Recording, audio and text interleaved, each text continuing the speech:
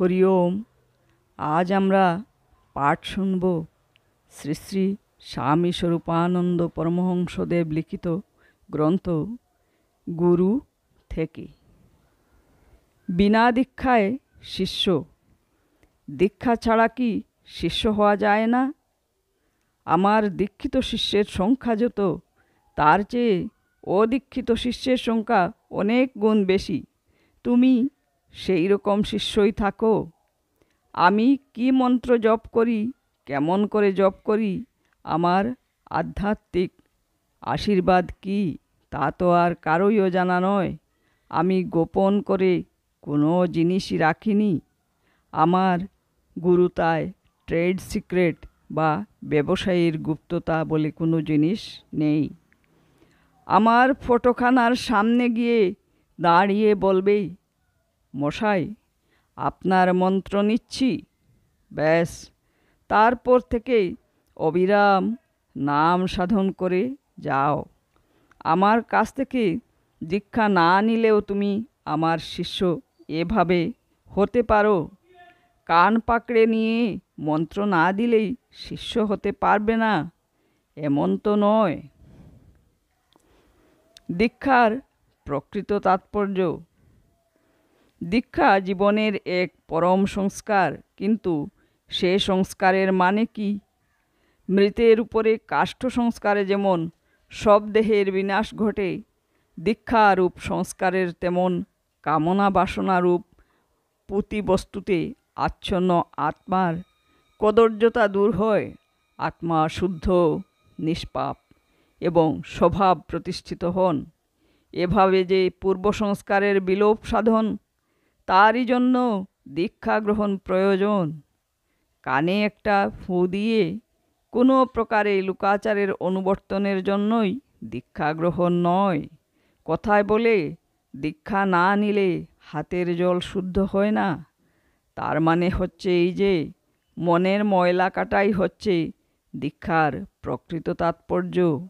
দীক্ষার বলে যার মনের ময়লা কেটেছে, তার হাতের জল সকল শুভ কার্যে সিদ্ধ বস্তু। দীক্ষার প্রকৃত উদ্দেশ্যই হচ্ছে মনের ময়লা কাটানো, লোক দেখানো, শিষ্য হওয়া নয়। 12ই ভাদ্র 1341 বাংলা। আমার প্রতিচিত্রই আমার প্রতিনিধি। আমার মুখ থেকে অভয় মন্ত্র শুনে নিলে তোমার যে উপকার হবে, আমার নিজের আদেশেই যে আমার প্রতিমূর্তির সামনে দাঁড়িয়ে যদি সেই মন্ত্র নাও, তবে তাতেও তোমার সেই উপকারই হবে। আমার প্রিয় ভক্তদের জন্য এটি আমার চিরন্তন অঙ্গীকার। দেশকালের দ্বারা পরিচ্ছিন্ন এই সীমাবদ্ধ দেহে বদ্ধ থেকে আমি আমার অনন্ত অসীম সত্তাকে আমার প্রত্যেক অনুরাগীজনের নিকটে নিয়ে হাজির করতে পারছি না যে, সকলের কানে এই জড়রসনায়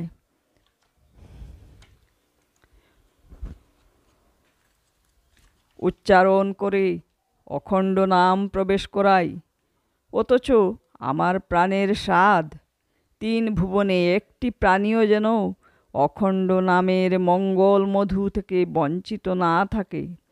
জোর করে কাউকে আমি মহামন্ত্রের সাধক করতে চাই না, কিন্তু প্রাণে যার রুচি আছে, যে মহামন্ত্রের সাধন করবে, সে যেন কোনো কালে কোনো যুগে আমার পার্থিব দেহের অনুপস্থিতির দরুন নিজেকে মঙ্গল মধু থেকে বঞ্চিত দেখে ব্যথিত না হয়।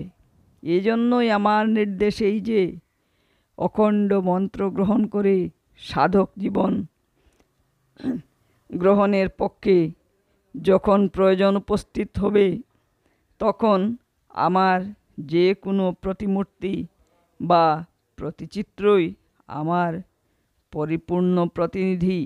12ই ভাদ্র 1341 বাংলা। অদীক্ষিত শিষ্যর দ্বারা গুরুর অমরত্ব। এমন কুদিন আসতে পারে যেদিন মানব দেহধারী একজন ব্যক্তিও এই জগতে আমার প্রতিনিধিরূপে পবিত্র ওঙ্কার মন্ত্র প্রচার করবেন না?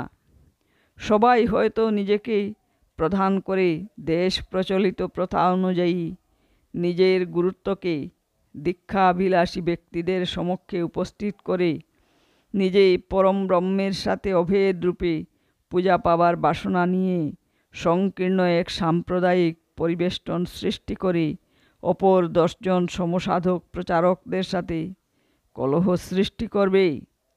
দীক্ষাদাতা হয়েও আত্মবিলোপ করে নিজের গুরুত্বকে সম্পূর্ণরূপে শিষ্যের হিতের কাছে, জগতের হিতের কাছে, পরমোৎকৃষ্ট আদর্শবাদের কাছে সম্পূর্ণরূপে বলিদান করে চলার মানুষ যদি জগতে না থাকে, তখন কি অখণ্ড দর্শন প্রচারক এবং সাধকের অভাবে এই অখণ্ডবাদ জগৎ থেকে নিশ্চিহ্ন হয়ে ধুয়ে মুছে যাবে? নিশ্চয়ই না, নিশ্চয়ই না। আমার প্রতিচিত্র বা প্রতিমূর্তিও যদি জগতে না থাকে, তাহলে তখন নবযুগ নির্মাতা মহাসাধক তপস্বী আমার স্মৃতির উদ্দেশ্যে শ্রদ্ধার্পণ করে ওঙ্কাররূপী অখণ্ড মন্ত্রের শিষ্যত্ব গ্রহণ করে নতুন আধ্যাত্মিক ধর্মপ্লাবনে জগৎ ব্রহ্মাণ্ড পরিপ্লাবিত করবেন। আমার অমরত্ব আমার দীক্ষিতানুদীক্ষিত শিষ্যের দ্বারা না হয়ে অদীক্ষিত শিষ্যের ভিতর দিয়ে এভাবে স্বীকৃত হবে। 12ই ভাদ্র 1341 বাংলা। হরি ওম।